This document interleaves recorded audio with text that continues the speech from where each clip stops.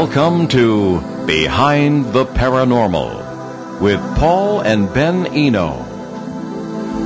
What is synchronicity? How does it differ from ordinary coincidence? How weird can synchronicity get? Well, hello there, and welcome to the 435th edition of Behind the Paranormal with Paul and Ben Eno. I'm Paul, and Ben, as usual on Mondays lately, is in the midst of his commute from classes in Boston and will, as always, try to call in from the train if he can and doesn't have too much homework. In response to a question from a listener on our show 2 weeks ago, we introduced the subject of synchronicity. That's a term for two or more seemingly unrelated or unlikely events that take place at the same time or are synchronized. And together they bring about a certain result. It can seem suspiciously like someone or something planned the result. Now, as we go along tonight, we'd love to hear any stories you might have about weird coincidences and synchronicities in your own life. And the numbers, as you know, I'm sure, are 401-766-1240 or 800-449-1240. As we said, synchronicity seems to indicate that things take place not only by being caused, but by having meaning. In other words, events can take place because another event directly caused them. That truck might hit you because you ran the stop sign. Or events might not really have an actual cause, but might take place simply because they need to take place. I think it's worth repeating the example of synchronicity that we used 2 weeks ago because it's so striking. I've never been able to find any evidence that the story is inaccurate, so here we go again. I apologize if you've heard this before. It has to do again with King Umberto I of Italy, who lived from 1844 to 1890. On July 28, 1900, the king was in the city of Monza, which is in the northern part of the country, not far from the Swiss border. And he and his aide decided to eat out at a small restaurant. Naturally, everybody was excited that the king was coming, and the restaurant owner personally waited on the table and took the king's order. Both the king and the proprietor were shocked because they not only looked alike, they could have been twins. It turned out that they had the same name, Umberto. It also turned out that they were born on the same day, March 14, 1844, in the same town. Both their wives were named Margherita, and both couples had married on the same day. They both had a son, Vittorio. And it keeps going. They had both served in the Italian armed forces and had been promoted on the same day. King Umberto's coronation had taken place on the same day that the other Umberto had opened his restaurant. The king was so taken by all this that he invited the restaurant fellow to visit him and the queen the next day. The king was horrified to receive word that day that his new friend had been shot and killed by accident that morning. There wasn't much time to mourn because that same day an assassin shot King Umberto through the heart and killed him. So both men ended up dying on the same day as well as everything else on the same day, July 29th, 1900. Now, a bit of a personal synchronicity here. King Umberto is the image, I think, of our darling producer, Steve Bianchi, and I just showed him a picture of that. Steve, you're going to have to work on that mustache. Wow. It's amazing, huh? It's like the handlebar plus. You could have been the king of Italy, or the owner of a nice restaurant in Monza. Well, in another life, I may have been. Well, we've talked about that many times, parallel lives. So that, my friends, was synchronicity with a vengeance. So where's the meaning in all that? Well, let's keep going. There are many examples, not of art imitating reality, but of reality imitating art. The synchronicities surrounding the sinking of Titanic over 100 years ago and the terrible loss of over 1,500 lives are almost as scary as the event itself. In 1898, 14 years before Titanic went down, a novelist named Morgan Robertson wrote a book called Futility, or the Wreck of the Titan. Beyond the uncanny similarity in the names of the ships was the fact that the actual sinking was amazingly like the one described in the book. Both the fictional ship and the real ship were of almost the same size and displacement. That's a nautical term. The largest man-made floating objects ever built. Each one had 3 propellers, very unusual for the day, and were described as unsinkable. Both had a shortage of lifeboats. The Titanic carried only 20 lifeboats, including 4 folding canvas boats, less than half the number required for her passenger and crew capacity of 3,000. In the novel, the Titan carried as few lifeboats, quote, as the law allowed, unquote. 24, less than half needed for its 3,000-person capacity. Titanic sank because it struck an iceberg on its starboard side. The starboard side is the right side for you landlubbers. She was doing 22.5 knots. A knot is 1.151 miles per hour, if you ever wondered that, on a flat, calm sea on the night of April 14, 1912, in the North Atlantic, 460 miles east of Newfoundland, which is now part of Canada. Hurtling along at 25 knots, the Titan in the fictional book also struck an iceberg on the starboard side on an April night in the North Atlantic, also 460 miles east of Newfoundland. When Titanic went down, more than half of her 2,200 passengers and crew were killed. When the supposedly unsinkable Titan sank, more than half of her 2,500 passengers died. Practically the only difference between the real events and those in the novel were that Titanic went down bow first and the Titan capsized. And the synchronicity doesn't stop there. One of those who died in the real disaster was a controversial British journalist known as William T. It's spelled S-T-E-A-D, but I believe he pronounced it Steed. Anyway, his articles, books, and lectures are filled with images of sinking ships as a symbol of death. He used the image of a drowning person in panic to illustrate his view of the experience of death and what he believed is the disorientation that results from death. I can see that. I could go on and on. During a trip to England many years ago, I picked up the story of the Melkis family, who lived in the county of Bedfordshire. One night in 1975, they were watching A Night to Remember, the 1958 movie about the Titanic disaster, when a huge chunk of ice fell out of the sky and came crashing through their roof. As far as I know, nobody has ever found out where the ice came from. Now, exactly 40 years before that, in 1935, a collier, that's a ship that carried coal, was near the site of the Titanic disaster and itself struck an iceberg. It almost sank. Its name was Titanian. On top of that, the captain had been born on April 14th, 1912, the very day of the Titanic disaster. And again, we'd love to hear any stories you might have about weird coincidences and synchronicities in your own life. The numbers again, 401-766-1240 or 800-449-1240. So what's behind all these synchronicities? And we have plenty more coming. Most of us assume that for something to happen, something else has to happen to cause it. Like your living room window smashes because the kid across the road knocks a golf ball through it. The very word because has cause in it. And because of this belief in causality, you'd think that precognition or people seeing or even having a hunch about things before they happen would be impossible. But dear old quantum mechanics, that wild and woolly branch of physics that Ben and I base our paranormal work on, says otherwise. Quantum physics has a lot to do with subatomic particles, particles and waves that are even smaller than atoms. And are they ever weird? Two of the findings in that subatomic realm are that time and space are essentially meaningless, and that effects can take place before the event that caused them. If that holds on our level at all, on our level of things, then precognition and synchronicity are completely normal, and causality might not even mean very much. Here are some more examples. Excuse me. The whole idea that certain fates or destinies are attached to certain names, whether of people, ships, places, or whatever, is closely related to the experience of synchronicity. One of the most haunting examples is the apparent synchronicity between Abraham Lincoln and John F. Kennedy, both, of course, presidents of the United States. Now, I've looked at this information for years, backwards and forwards, and as far as I can see, it checks out. At the same time, any mathematician will tell you that there is a high statistical probability of similarities between people and their lives. But this Lincoln-Kennedy thing goes way beyond that, in my opinion. Lincoln was elected to Congress in 1846. Kennedy was elected to Congress in 1946.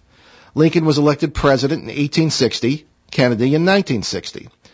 While in the White House, Lincoln's secretary was named Kennedy, Kennedy's secretary was named Lincoln. Civil rights issues were major factors in both their administrations, to say the least. Both of the first ladies lost a child while living in the White House. Excuse me. A week before Lincoln was shot, he was in Monroe, Louisiana. I know this is stretching it a little, but this point is interesting. A week before Kennedy was shot, he was supposedly with Marilyn Monroe. Both Lincoln and Kennedy reportedly were convinced that they would be assassinated. Both were, of course, and both were shot on a Friday in the head by men from the South, at least if you believe the Warren Commission in Kennedy's case. Both presidents were succeeded by vice presidents named Johnson, who were both Southerners. Andrew Johnson, who succeeded Lincoln, was born in 1808. Lyndon Baines Johnson, who succeeded Kennedy, was born in 1908. John Wilkes Booth, who assassinated Lincoln, was born in 1839. Lee Harvey Oswald, accused of assassinating Kennedy, was born in 1939. Notice that each man is known to history by his triple name, each of which, by the way, has 15 letters. And it goes on. Lincoln was shot in a theater named Ford. Kennedy was shot in a car named a Lincoln, made by the Ford Motor Company. Booth ran from a theater and was caught in a warehouse. Oswald ran from a warehouse and was caught in a theater. Both Oswald and Booth were killed before they could be brought to trial. The name Lincoln and the name Kennedy, by the way, each has 7 letters. And there's a little-known synchronistic prequel to this Lincoln assassination. A year before that event, Robert Todd Lincoln, the president's oldest son and then a student at Harvard, was on a railroad platform in Jersey City, New Jersey. The platform was overcrowded, and young Lincoln was accidentally pushed toward the tracks in the path of an oncoming train. As young Lincoln was about to fall off the platform and onto the tracks, a quick-thinking bystander grabbed him by the collar and hauled him back to safety just in time.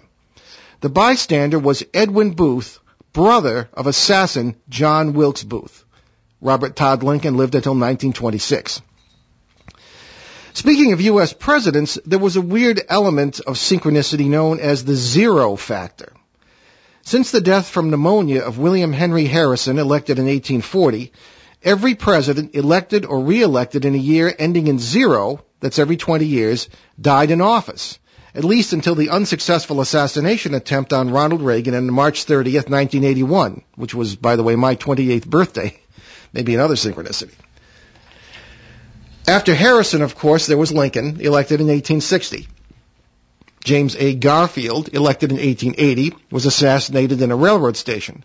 William McKinley, re-elected in 1900, was assassinated in 1901 by an anarchist. President Warren Harding, elected in 1920, died in 1923 under mysterious circumstances. Some say poisoning, though it is not considered an assassination. Then, of course, there was Franklin D. Roosevelt, who died of a stroke in 1944 in the midst of an unprecedented third term in the White House. First elected in 1932, Roosevelt had, of course, been re-elected in 1940. That brings us to the man elected in 1960, John F. Kennedy, then to Ronald Reagan, elected in 1980, and the man who seems to have defeated the zero factor. Reagan was wounded by gunfire, but survived relatively unscathed. As a matter of fact, he went on to win re-election in 1984 with the highest number of electoral votes in presidential history. George W. Bush, elected in 2000, served for 2 terms and was none the worse for wear. And we'll see what happens in 2020, if there is a 2020. Call us this evening with your own stories again, weird coincidences, synchronicities in your own life. Numbers again, 401-766-1240 or 800-449-1240. Ben always tells me I never give the phone numbers enough during the show, so there they are. The first modern person to talk about synchronicity in any depth was Dr. Carl Jung. Lived from 1875 to 1961. Jung was a Swiss psychiatrist who started out as a disciple of Sigmund Freud, then concluded that some of Freud's ideas were fishy and decided to think for himself. Jung actually coined the term synchronicity. He defined it as, quote, temporarily coincident occurrences of acausal events, unquote. Acausal means not having a cause. Jung's contention is that human minds, maybe all minds, have a relationship to each other, especially through concepts and the relationships among concepts. He said that this relationship can create synchronicity, minds working together to create meaningful events and results. People who believe in fate or destiny have sometimes seen this idea and yelled, aha! Among modern psychics and even some licensed counselors, this has given rise to the idea of creating one's own reality, very popular among the New Age folks. That's an idea that's loved to death, of course, by modern people who have been brought up to believe that the universe is all about them. You can tell by the people in Woonsocket who walk in the middle of the streets and don't even look. half of them in pajamas, by the way. It has also given some people the idea that someone or something else is pulling the strings in our lives and that we have no real control over events. That's known in philosophy as determinism. But I actually think that just the opposite may be true. That's my personal opinion. As any regular listener to the show knows, Ben and I base our work on the multiple worlds interpretation of quantum mechanics. In multiverse awareness, as Ben and I like to call it, you start to get in touch with all the other simultaneous lives you are living in the multiverse, the vast network of alternate parallel universes that in our experience explains the paranormal. That includes lives where you are very recognizable to yourself, others in which you are a complete nitwit, and still others in which you are a spiritual and intellectual giant. In some of those, you may be very aware that you need certain things to happen so that you can get better in this facet of yourself. You may be in a position, excuse me again, you may be in a position to positively influence synchronicity. In particular, it seems more like we're all together in sort of, I'm sorry, I'm reading the wrong page. Anyway, I'll start that again. You may be in a position to positively influence your other lives, all of which make up the whole you and ultimately the whole us. You might be your own guardian angel. So the one influencing events might be your own subconscious. The minds with which your mind has a relationship, as Jung might say, might be other versions of your own. Personally, I think that explains synchronicity. Maybe not, I don't know, who knows. Meanwhile, examples of synchronicity do seem to be everywhere. In December 1975, Jean-Charles Willoquet, the most wanted crook in France, was arrested by members of the police anti-gang squad while he was watching a TV movie about an anti-gang squad. Canadian postal codes contain sequences of letters and numbers. The postal code for a farmer named McDonald contains a sequence that looks like E-I-E-I-O.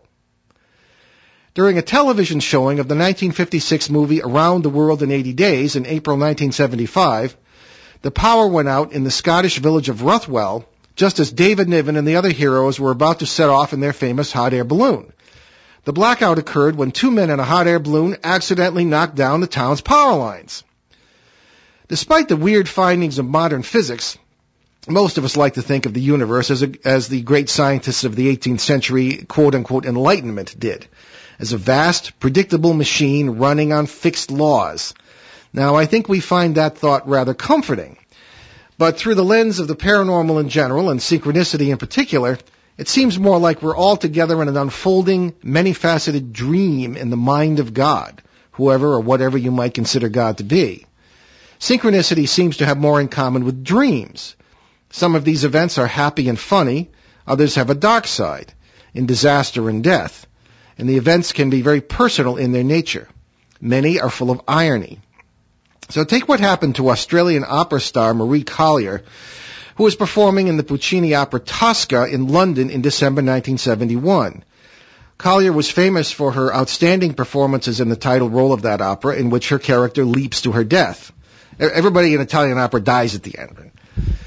On December 8th of that year, 1971, the singer was in her London apartment talking to her financial assistant and planning some performances in the United States.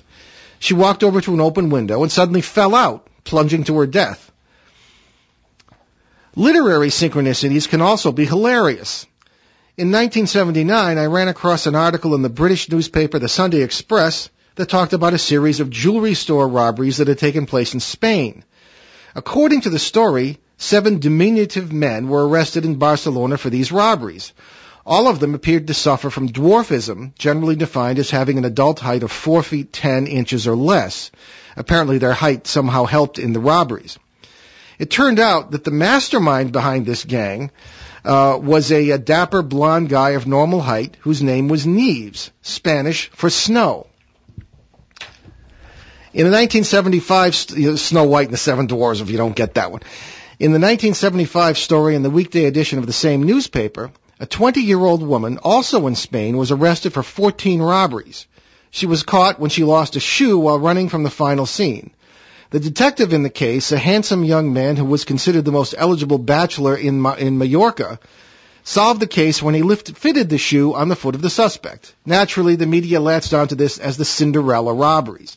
The girl ended up in court, but it was a court of law where she was convicted rather than a court of some prince someplace. Something similar happened in England only last year. A 17-year-old in Manchester robbed a store with a fake gun, then fled, leaving a shoe behind, and this led to the capture of the Cinderella Kid. Carl Jung's work on synchronicity eventually took him deeper and deeper into the paranormal, and he came to believe that the deepest areas of the human mind were involved with the paranormal. He was fascinated with the idea that the paranormal and some of the more esoteric laws of physics might be connected. Now, Jung knew Albert Einstein, and the two talked about the relativity of space and time, Einstein, of course, being famous for the theory and general theory and special theory of relativity, and how it might relate to the human mind. Jung called this the psychic conditionality. As a matter of fact, Jung thought of his research on the human mind as something like an archaeological dig. If you dig deeply enough through the layers of the earth, you eventually find the whole record of humanity's past. In the same way, Jung believed that you can dig down through the layers of any human mind to find the whole record of the human past because people share what he called the collective unconscious. In my own paranormal work, I found something quite similar. I call it the unity. And I suppose it goes beyond the collective unconscious because it manifests not just a sharing of collective knowledge and memory among all people, but a sharing of collective identity among all things. I believe this is reflected in everything that forms the background of our existence, our history, our religions, our traditions, our shared instincts, and individual idiosyncrasies, even our fads. This is made possible by the elegant and intimate interaction of infinite numbers of real, parallel worlds containing all possibilities. Put that all together, and we get synchronicity as the normal state of existence, ultimately controlled by what I call our own collective subconscious. I've also noticed that events in the multiverse seem to occur in clusters or groups across many different but similar worlds at the same time. Along with being another possible reason for what we call synchronicity, it agrees with the theory of seriality discussed by Austrian biologist Paul Kammerer, who lived from 1880 to 1926. He believed that all these coincidences are not random, that they occur in series. Kammerer defined seriality as, quote, the recurrence of the same or similar things or events in time and space, unquote. And again, he also called seriality, quote, the umbilical cord that connects thought, feeling, science, and art with the womb of the universe, which gave birth to them. But regardless of what you call it, hear it, or how you see it, synchronicity just goes on and on. Lost objects seem to be a genuine focus of synchronicity, and an amazing number of these objects seem to find their way home. Jung often talked about the case of a mother in Germany who took pictures of her son while on a trip to the famous Black Forest in 1914. She took the film to be developed, but before she could pick it up, World War I broke out, and that'll get in the way of your photography, and the man with the film dropped everything to enlist in the German army. Finally, the woman resigned herself to the idea that she would never see the pictures. 5 years later, in 1919, after the war was over, this woman was in a different part of Germany and walked into another photography shop to buy another roll of film. She then took pictures of her daughter. When that film was developed, the woman found that every single frame was a double exposure. The new pictures of her daughter were exposed over the ones of her son from years before. Apparently, the film she had dropped off so far away in 1914 had been mistakenly repackaged as new film and had been resold to her years later. What are the chances of that happening? But there are good chances now. We're going to take a break. So if His Majesty King Umberto would push the right buttons, we'll be right back on Behind the Paranormal with Paul and Ben Eno on WOON 1240 AM in New England's beautiful Blackstone River Valley. Stay with us.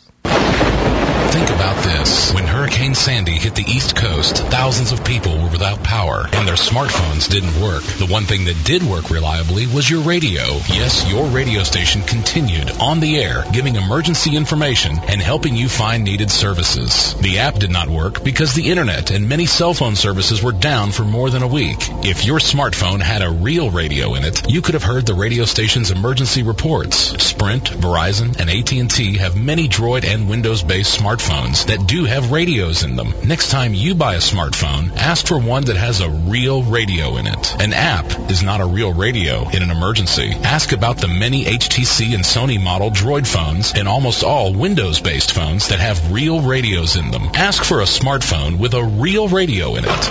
This message is brought to you by this radio station because we care about your safety. Radio works when all other communications go down. Keep your real radio on and handy. You can depend on us for public service. ON Radio.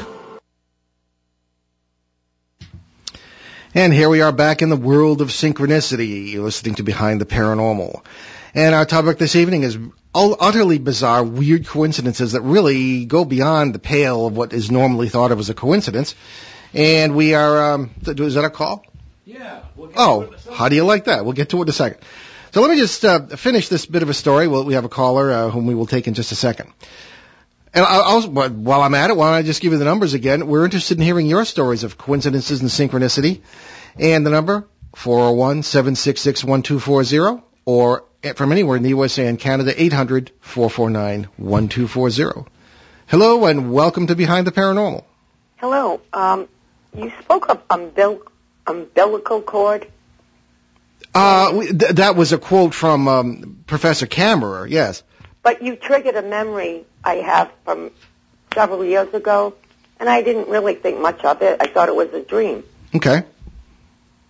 I hope you don't use my name, or, Well, as long as you don't use it. People might think I'm crazy. I get that day in and day out. Don't worry about it. Everybody else is crazy. Well, this is the truth. It's weird. I had a dream that I came out of my body with a cord attached to me. And I literally left the planet. I know it sounds ridiculous. No, actually, I've heard that before. And I had to come back. I had to come back. And when I woke up in the morning, it was like real. It was real. Mm-hmm. To me, it was real. Okay. Do you think that's paranormal? It's a good candidate for it, yeah.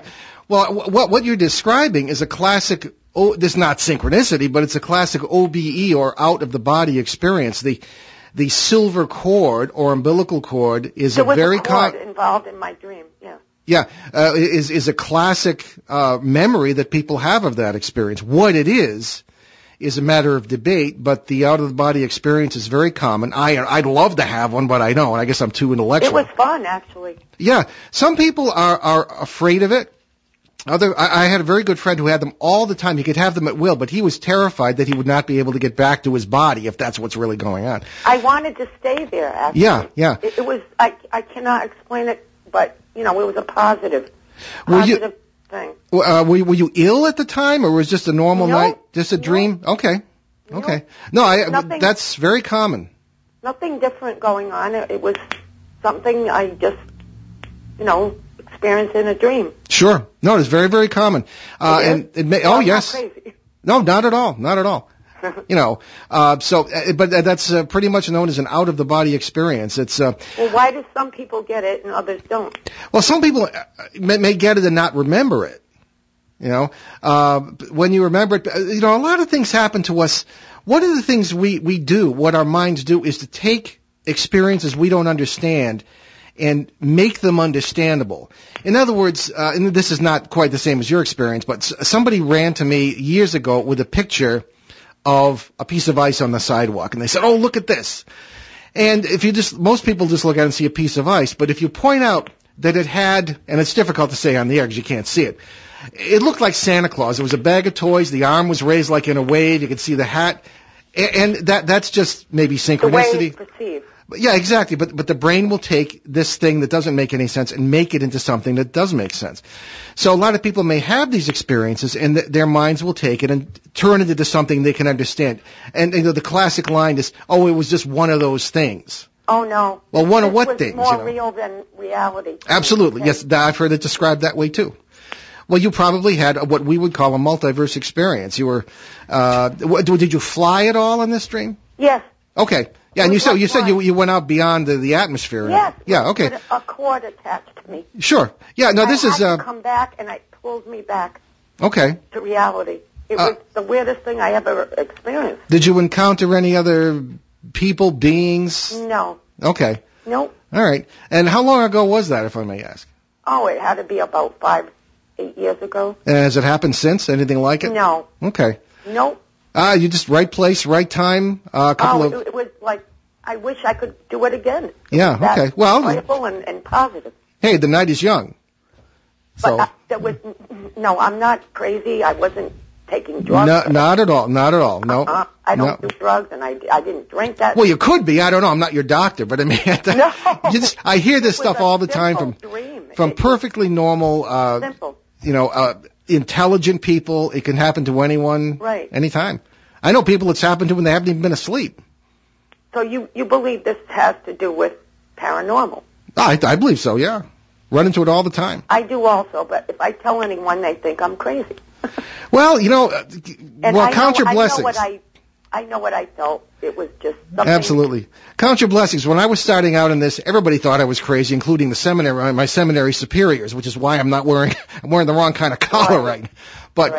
But people today are more accepting of this. Supposedly, there were 3 million people listen to this show around the world, so somebody must be believing this. And it's different when it happens to you. One. I wish I'd hear more about this kind of experience. Yeah. I wish there were others that would call you and talk about it. Well, sure. Well, we have had shows on this. If you can work your way through the 450 hours of broadcast that's online. Yeah. But I'll take that under advisement and talk to Ben, and we'll do another show on it. But it's nice to talk to you about this as an expert. Well, thank you. Paranormal. Nice to talk to you too. Thank you. I appreciate you taking my call. Certainly. Thank you for calling in. Have a great night. And you. Bye-bye. Okay.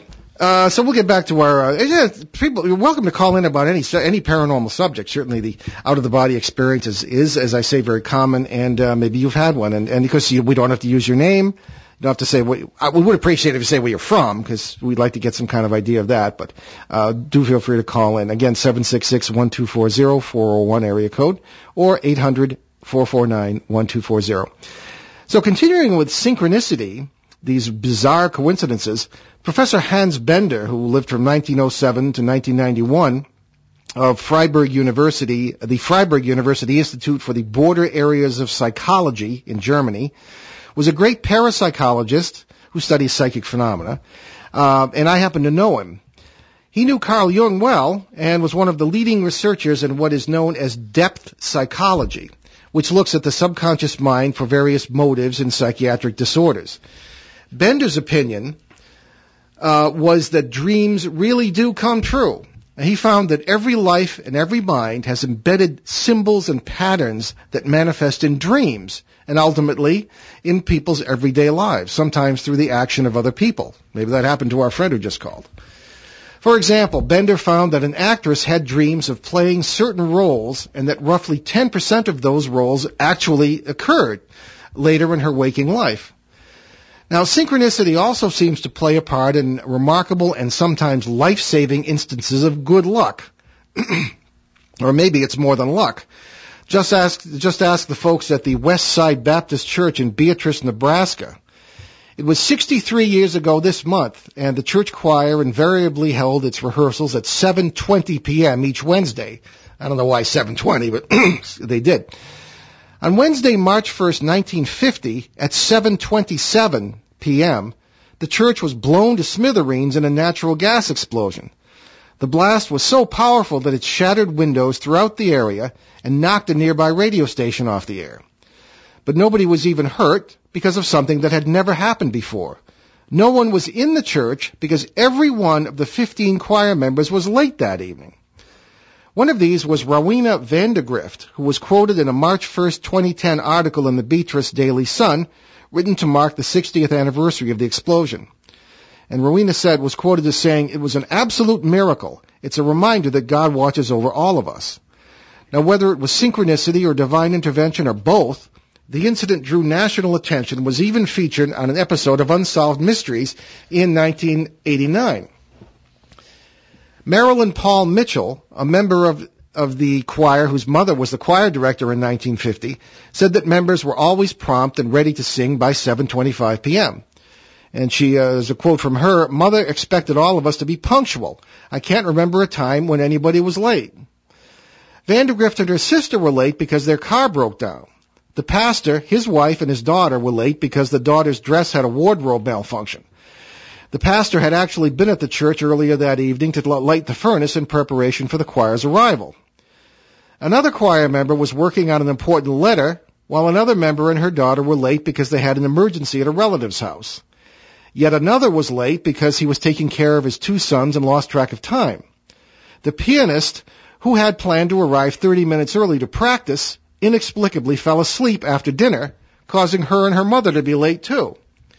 2 high school students who sang in the choir, who usually rode together to choir rehearsal, were late because one had to listen to the end of a radio program. And finally, choir member Joyce Black, who lived across the street from the church, waited until the last possible minute before leaving because the weather was so cold. And she was quoted as saying, "I was just plain lazy, so I kept putting off going out the door. At last, I couldn't put it off any longer, and when I opened the door, our church disintegrated." The church was eventually rebuilt, and today the congregation continues to grow. Interestingly, Rowena Vandergrift said that she thinks about all the children and grandchildren of the choir members who wouldn't be alive today if things had been different on March 1st, 1950. And another quote from her, "I just think about the impact all these lives have had on other people. Each of our lives has touched other people in some way or form, which would not have happened if we had been killed in that explosion." And that, dear listener, is the best side of synchronicity, I think. Wonderful tribute, in a way, to certainly the protection of God and the way he, she, it, or them might use synchronicity. Another beneficial outcome, although not for the crook, took place in March 1977. That's the month that Vin Johnson burglarized the home of Nancy Hart and David Connor in Austin, Texas. Among the items he took were checks and deposit slips belonging to both Hart and Connor.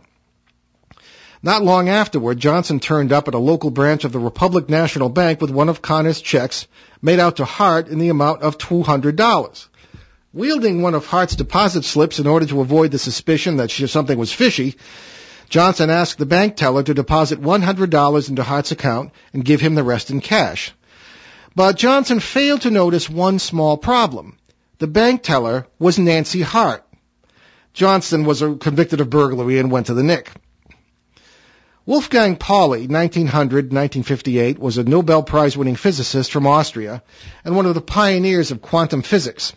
He considered synchronicity to be, quote, "the visible traces of untraceable principles," unquote. Pauli knew Carl Jung, and he realized that Jung was onto something with this whole idea of synchronicity. And what's more, Pauli started finding all sorts of meaning in his dreams because of it. He found that themes, patterns, and symbols from his dreams would turn up in everyday life, from lectures to statements from students and in letters from other scientists to the findings of other researchers. And Pauli found that what Ben and I have found, and that's something that has been difficult for me because of my academic background. You can come to great insights by following the paths laid out by synchronicity and intuition, and not subordinating these to pure intellect. The message is not to check your brain at the door and substitute magical thinking for critical thinking. The message is that intellect is only part of the picture. You need an awareness of the messages, if you want to call them that you and the whole biosphere are sending yourself through synchronicity, intuition, and even what's thought of as psychic power in order to see the big picture. Using intellect and science alone, quote-unquote science, will give you just as distorted a picture of reality, yourself and others, as will using magical thinking alone. This could even manifest in concrete reality. For example, Wolfgang Pauli got a kick out of the fact that laboratory equipment had a way of going haywire or not working at all when he was present. The instances of this went way beyond statistical probability and became so well known that his fellow scientists referred to the Pauli effect when things didn't work. Supposedly, one or more scientists wouldn't let Pauli into their labs because the machinery would fail as soon as he came in. Oddly, the same thing often happens to me, but on a smaller scale and in a little different way. Machinery often fails around me, including, unfortunately, my car, unless I'm operating it myself or really need it to operate. So in other words, I'll go in someplace, and some office or someplace, and things tend to malfunction. I guess if you're in business, you'll never invite me to your place. Things tend to malfunction, and if I really am in dire need of something, they don't. They don't malfunction every time, but it just happens beyond the possibility. It's about 40% of the time. Also, and I don't necessarily find this reassuring, strangers I look at in crowd situations, except an audience, fortunately, so if I ever give a lecture around here, don't hesitate to come because you won't fall over. Even at a great distance, I'll see them. They'll either trip, fall, or drop what they're carrying about 40% of the time. As I say, not something that's not necessarily reassuring. So what's that about? May I try to be a compassionate soul and certainly have no intention of hurting anybody. Interestingly, this phenomenon does not occur if I think about it. In the same way, nearly every show guest with paranormal abilities for the last 6 years on this program and others will tell us that as soon as they think about how that ability works, it won't work. Makes you wonder. Then again, maybe best not to. A marvelous and life-saving example of events synchronizing in the nick of time, and in a way that kind of illustrates what we just said, took place in New Jersey on May 1st, 1989. Locomotive engineer Richard Campana and conductor Anthony Falzo were taking their 19-car freight train around a downhill curve at a hefty 25 miles an hour. Suddenly, on the tracks ahead, they spotted what they at first thought were two brightly colored blankets. When one of these moved, both men realized to their horror that these weren't blankets at all, but two toddlers. Campana yanked the engine's emergency brake and let loose an ear-splitting blast on the air horn. The train began to slow, but the two men realized that there was not enough distance for the train to stop, and those things don't exactly stop on a dime. Their blood froze as they realized they were going to hit the children. Without thinking, now there's intellect out the window again, Falzo ran out of the cab onto the engine's front platform and began shouting. The two little boys looked up from the tracks ahead but didn't move. Now, Falzo had been a high school gymnast a few years before this. So again, without thinking, he leaped off the engine. Barely keeping ahead of the train, he dove at the track, grabbed a boy in each arm, heaved himself and them off the track, then lay flat on the ground. They were still so close to the track that the leading sill of the locomotive car body ripped the back of Falzo's vest and knocked one of the boys' heads back. The train finally stopped, and Falzo and the boys found themselves next to the second freight car. The boy who had been hit in the head had nothing worse than cuts on his chin and forehead, much to Falzo's relief. The boys turned out to be Todd Pritchard, 3 years old, and his brother Scott, 18 months, who lived in a house next to the tracks and were supposed to have been in the backyard. Kate Pritchard, their mother, whose forte was apparently not child supervision, had heard the locomotive horn and come running to find the children safe in the arms of the heroic conductor. Suppose the children had not been wearing clothing bright enough for the train crew to spot at a distance. What if the conductor that day had not been a former gymnast? Suppose the track shoulder had been a little higher and there hadn't been enough space for the engine sill to clear the trio lying on the ground. And suppose the boys had been on the track a few minutes earlier when a high-speed commuter train had passed through. The Pritchards could thank heaven for synchronicity. It always strikes me that people blame God, or at least fate, for their misfortunes. But look at it another way. Sure, we all face tragedy and loss at some point in our lives, but look at all the terrible things that could happen but don't. Often you can thank or blame synchronicity, which I believe ultimately traces back to our own collective subconscious. This ability to shape our own world, in a way, was well known to our remote ancestors, especially shamans and mystics. They knew that concepts, events, and objects can take on long lives of their own. They were well acquainted with synchronicity. Now, even though it seems to use the collective unconscious, synchronicity often has intensely personal significance for the person or the people at the center of it. Driving home from work in El Paso, Texas, one evening in 1934, a fellow by the name of Al Smith came upon a terrible traffic accident. A truck had collided with a highway patrol motorcycle. The bike was pancaked, and the officer, Alan Falby, had been thrown 20 feet up and off the road. Smith, the first one on the scene, found Falby with a ruptured artery in the right leg. Blood was pouring out, and Smith knew that he had to do something until help arrived or Falby would die. So Smith yanked off his necktie and used it as a tourniquet to keep the bleeding down until an ambulance arrived. Falby lived, and doctors were able to save the leg. 4.5 years later, in December 1938, Falby was back on his motorcycle and on patrol when he came upon a car that had gone out of control, left the road, and smashed into a tree. The driver was unconscious, and there was blood spurting from a ruptured artery in the right leg. Falby rigged up a tourniquet. When he finally had time to look at the man's face, he saw that of, you guessed it, his own lifesaver, Al Smith. Synchronicity can even affect whole nations. The Comoro Islands off the west coast of Africa were granted independence from France in 1975. Only 4 weeks later, a socialist revolutionary named Ali Soili, seized power and established a brutal dictatorship. He did so with the help of a French mercenary, a Colonel Robert Denard. Soili frequently consulted a shaman, mainly because he was paranoid about his own rule and his own well-being, as have been all dictators from the Roman emperors and King Herod all the way down through Hitler and Stalin. The shaman told Soili that he could be killed only by a man with a dog. Naturally, Soili had every dog his forces could find on the island killed, and in the end, though, Soili was killed by a man with a dog. The same Colonel Denard, realizing he had made a big mistake, led a small army of European mercenaries in a coup d'etat against Soili, in the course of which the dictator was killed. Denard had come to the islands with his Alsatian dog and had kept the pooch with him the whole time. The largest invasion in the history of war was the D-Day invasion of France in June 1944, officially known as Operation Overlord. This changed the course of World War II in Europe. Every phase of the operation and the preparation for it, including the code names for the invasion beaches, Omaha, Utah, Sword, and the rest, was highly secret. In eastern England, the Allies even set up fake armies, complete with tents, buildings, rubber tanks, and wooden artillery, just to fool German spies and bomber pilots.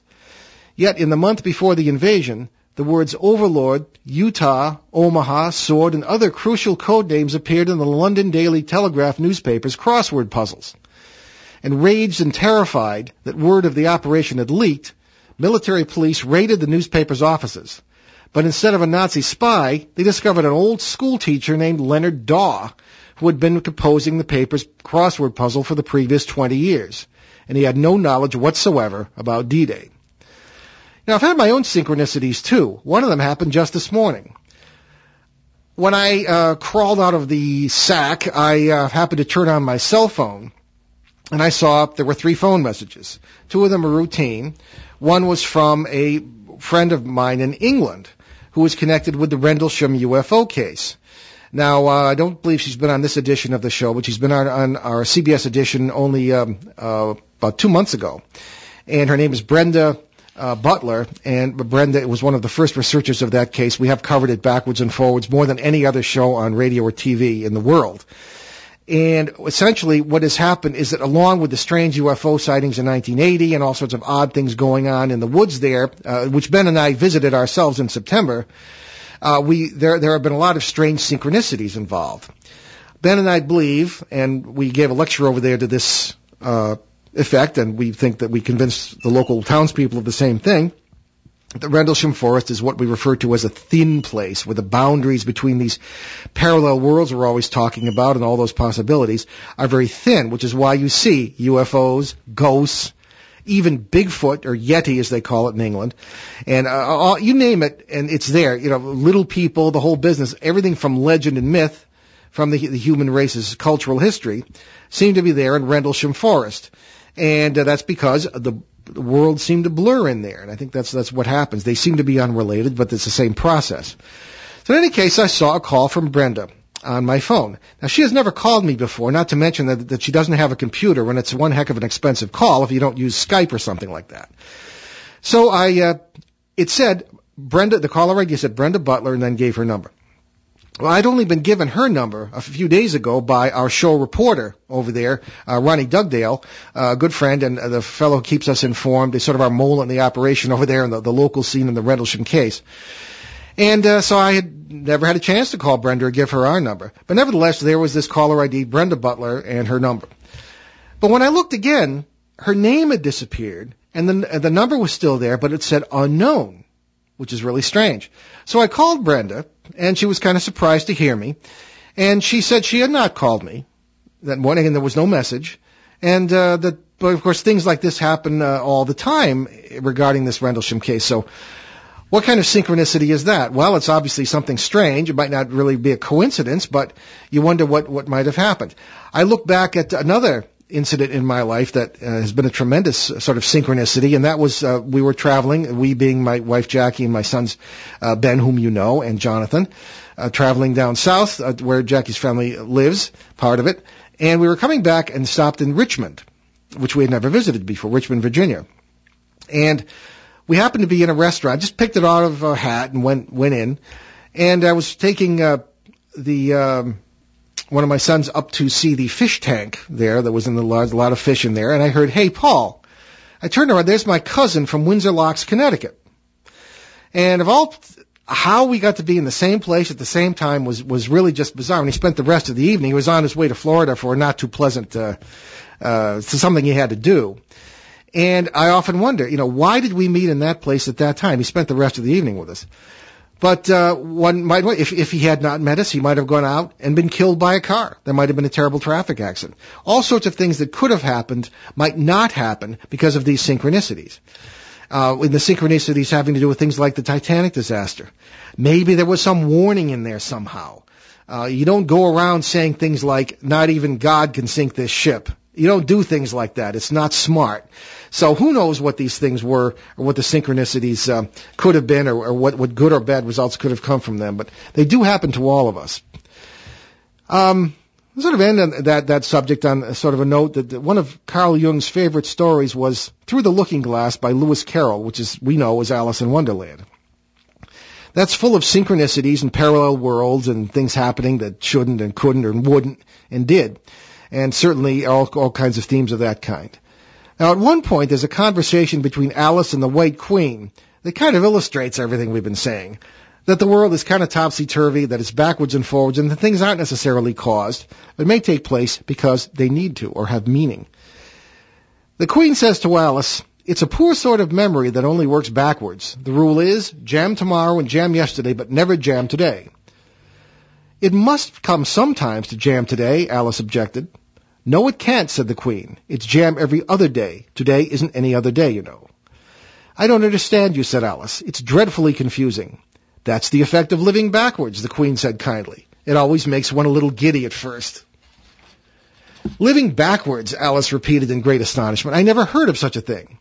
"But there's one great advantage in it," the Queen replied, "that one's memory works both ways." "I'm sure mine only works one way," Alice remarked. "I can't remember things before they happen." "It's a poor sort of memory that only works backwards," the Queen remarked. So maybe your memory, through synchronicity, can work forward. And that's about it, folks. Synchronicities. I guess it's a coincidence that I ended just as we came to the 2-minute mark. We don't have any time for emails, but we did an email show last night on CBS. We get tons and tons of these, and I always try to save those open line shows for when Ben is with me because we have some good discussions, and people tend to enjoy it. So you can check these podcasts, of course, at BehindTheParanormal.com. We have 450 at least podcasts there that are entirely free. Hopefully you can use a computer because you can get, if you have a lot of time to kill, 450 hours worth, you can hear all these shows, plus all the shows on the Rendlesham case, which were 2- and 3-hour specials from 2010 and 2011. So you're welcome to do that. Also, you can buy my books on that site, subscribe to our newsletter, or apply to become a show reporter like Ronnie Dugdale. And we do ask you to buy your books if you're going to be interested in my scribblings. If you want to buy my books, Faces at the Window, Footsteps in the Attic, or Turning Home, God, Ghosts, and Human Destiny, you can certainly go to that site, and it helps us keep them free, those podcasts, okay? So many thanks to our producer this evening, Steve Bianchi. And on our March 25th show next week, April 1st, we will talk about a very appropriate subject for April Fool's Day, the trickster, a very common theme throughout human culture. And I will have the pleasure of a guest co-host filling in for Ben. That'll be the great Rosemary Ellen Guiley, prolific paranormal author, renowned paranormal expert, and certainly a good friend whom we know as the Paranormal Renaissance Woman. So she'll be with us by phone as a guest host next week. Our CBS radio edition on March 26th in Boston, Pittsburgh, Detroit, and Seattle on radio.com will be a rebroadcast because of Easter. So get those questions in. We leave you this evening with a quick thought from our good friend Ralph Waldo Emerson. These are the voices which we hear in solitude, but they grow faint and inaudible as we enter into the world, unquote. See you next time. Return to this radio frequency 167 hours from now for another edition of Behind the Paranormal with Paul and Ben Eno.